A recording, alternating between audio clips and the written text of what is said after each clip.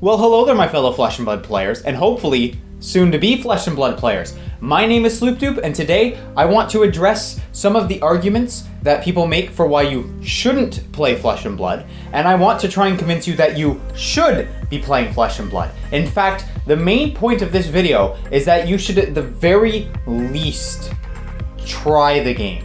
Just try it. Just put everything aside and try the game. So, we're gonna get into this. The first thing I really want to talk about is the price of Flesh and Blood. Yes, it is true. I'm not gonna lie to you. Legendary equipment, $100 to $200 a piece, sometimes a little more if it's very generic, like Fandal Spring Tunic and Arcanite Skullcap. You have some Majestics that are command a high price, like Command and Conquer. It goes for about $80 to $90, let's say right now, Canadian. And these prices are very off-putting to new players. They see these things, or perhaps maybe you've seen the price of first edition boxes. You've seen Monarch $400, $500, $600 at one point, you know, and you thought, wow, this is just ridiculous. Now, I want to address the price of this game first and foremost, because this is the biggest barrier to entry that people see. And I want to convince you, and I want to tell you, honestly, that the price of this game isn't that expensive. So I have here an empty box. I actually have 8 more there. These are the Blitz decks. These are the greatest entry into this game. You spend $15, you get a playable, good. Like, these decks are actually okay. You know, you're not going to win an event with them, obviously, but you can sit down and you're not going to get steamrolled completely when you play this deck. At least not because the deck itself is awful. You'll get steamrolled completely because you're new to the game. But these decks, you know, if you've got friends who want to get in, you buy one of these, your friend buys one of these, and they're perfect to face each other. This is a great way to learn the game. And it costs $15, okay? Forget the legendaries, forget the Majestics that cost a lot of money for a second, just forget them.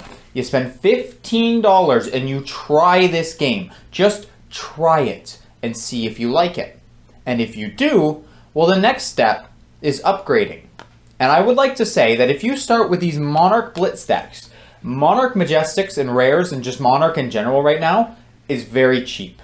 Okay, the Majestics, Monarch Unlimited has been open to oblivion, and people are selling their Majestics, they're selling all their good pulls.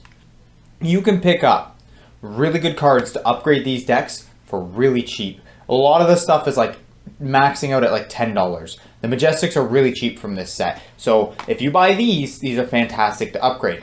And the truth actually can be said of a lot of the other sets. So if you were to perhaps go on eBay and you look up Blitz decks, starter decks, okay, you want like a Blitz starter deck on eBay, you can find decks that people have made for other heroes, because again, you don't have them all for every hero. So if you wanted to build a hero from, let's say, Welcome to Wraith, or you wanted to do a hero from Arcane Rising, you can find those decks on eBay. People make their own Blitz decks. It's rares and commons.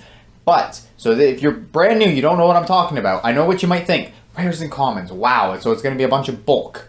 Technically, yes, it is bulk. But the rares and commons in this game is not like Magic. It's not like it's not like Pokemon. The rares and the commons in this game are all playable. Everything is playable. Everything has a purpose and a function and is playable. You can still do things with commons. In fact, some of the greatest cards in this game are commons, okay? Sink Below is a common, and it's played in so many decks. Fate Foreseen is very similar, but it's also played in many, many decks. There are so many cards at common and rare that are playable. Your decks are mostly going to be commons and rares. You'll have some Majestics. Your equipment might be legendary if you upgrade your decks, but you will still be playing commons and rares. Now, yes, legendaries, staple Majestics like Command and Conquer do cost a lot of money. They're relatively high priced. However, I don't think that this is a very fair metric to look at the game by and go, it's too expensive. Every single TCG that is competitive has expensive staple cards. The more decks the card can go in, the more expensive it is. Now, this is very common in Yu-Gi-Oh, for instance. Just going back to my own personal experience with the game, when Ash Blossom came out, it was extremely expensive. When Pot of Extravagance came out, I think at one point that hit over $100. You've got, in Magic, you've got the fetch lands, right? You want to play Modern? You need the fetch lands to make your deck as best as it can be. And you wouldn't recommend to a new player to just start picking up fetch lands. You wouldn't recommend to a new player to start picking up expensive staples for these games. Heck, even Pokemon.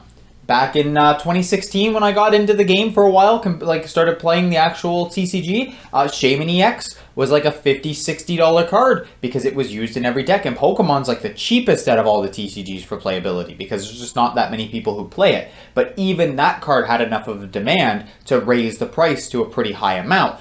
And if you want to go to a tournament, you want to go to the Calling or any of these big events and really compete, yeah, you're gonna need to spend the money to make your deck as good as it can be. But if you're participating in a local armory event or an online blitz armory event, or you're participating in a skirmish, for instance, and I'm gonna be doing a video after this one on skirmishes. So I will be explaining skirmishes and why you should enter them. But a little tidbit about them, there's free prizes just for participating, right? So you don't need the best deck and you can still get something out of them.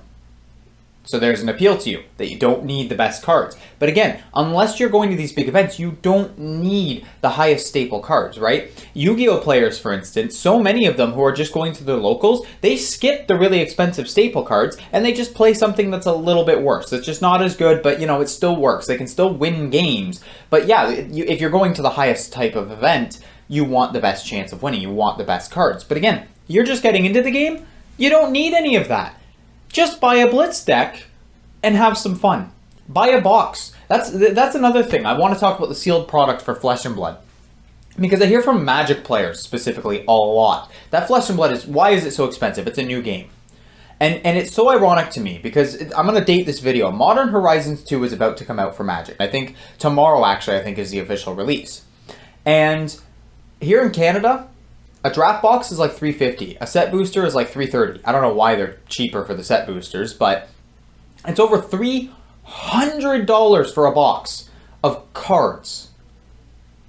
Flesh and Blood boxes are 105 Canadian.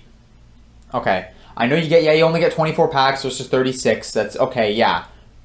But even still, the cheapest thing you can buy for Modern Horizons 2 right now is a $100 bundle, fat pack, basically, of 10 packs. Right? That's $10 a pack. And that's if it has 10 packs. I don't know, maybe it's only 8. I'm not sure. I haven't bought any. But the sealed product for Flesh and Blood is cheap in comparison to other games. So even if you just want to buy a box to open and build a deck out of it, that's another thing. You can build a deck out of a box and it will function. You can build okay decks out of a single box. You can build a couple okay decks of a couple different classes. Heck, you could technically build 4 decks for all the classes, and it will still function. You won't have this janky, useless pile of garbage that doesn't do anything for 3 turns until you finally draw that one Majestic. You will actually have something to do with your cards, even though they're mostly commons and rares. And that's what I really want to get at here in this game. This game is worth trying because you don't need the expensive cards, genuinely speaking. I started off with none of the expensive stuff. I bought some Blitz decks, I bought some starter decks from people that they'd made them, and then I also bought a box, and then a couple other boxes after that. And now I'm into the game enough. I've sold pretty much all my Magic stuff, most of it at least, and I've bought, I bought some cold foils. I've gotten some promos. Well, I've pulled a Fabled. I've bought legendary equipment. I've been buying the cards that I want, the really nice spicy cards, because I love the game enough. But you don't start off with that. And you might not be that player, right? You might be the kind of player who plays more budget. And this is the game to play budget. Way better than Magic. Genuinely. Way, way better than Magic. You can play on a budget in this game and it will function far, far greater than any budget deck in Magic will. Because just, again, the commons and rares are not worth anything, but they're so good. They're genuinely good. Okay, so again, this video, I just really wanted to talk about that because I don't want people feeling like they're being kept out of the game. Again, $15. Just try the game.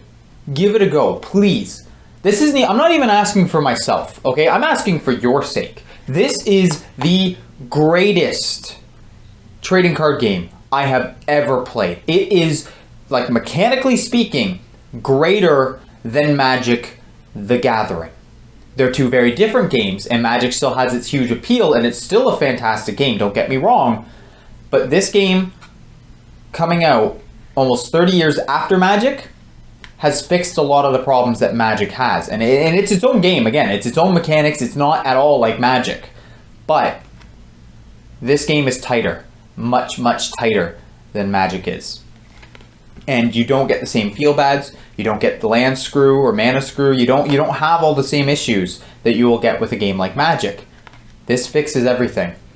This game, I can't sing its praises enough. This game is genuinely the greatest game I've ever played, and I want you to play it. I want you, new players, people looking at this video, watching this channel, you've heard about this game, you're not sure if you should buy it, you've heard it's expensive. It's not that expensive. It's really not. You don't need to buy all the pricey cards. You really genuinely don't. They're not even that good. Even something as staple as Command and Conquer, it's probably one of the best cards in the game. It's not even that much better than most other cards. Okay, this game is about tiny incremental advantages, and that's why it's so played, is because it gives you that tiny incremental advantage. It is very good, but it's only maybe on a scale from 1 to 10, it's only, maybe it's a 10, but there's plenty of cards that are at a 9 or a 9.5, right? Competitively speaking, you want the 10, but you could play the 9s or the 8s and still have a good chance against your opponents at any normal event. It's just if you're going to the high leagues, you're going to the very top competitive play, and maybe you're that kind of player. Who knows? But again, I really genuinely hope that if you've watched this video, you don't know if you want to play this game, or you didn't know if you want to play this game. I hope I've convinced you. I hope I've put forward a decent enough argument that comparing this game and saying all the prices are ridiculous when you compare it to any other game, the staples of those games are very expensive too. And quite honestly, it's just worth it. It's worth giving it a try. You don't need to spend all the money on it. You don't need to play all the expensive stuff. There's more than enough cheap cards to play that are really good. You don't have to play all the really pricey cards. But I'll leave it there. I hope you all have a good day. I hope you all enjoy your games of Flesh and Blood. Again, go buy those Blitz decks. Get in some games. It's fun, trust me. I hope you all have a good one, and I will see you in the next video. Bye-bye.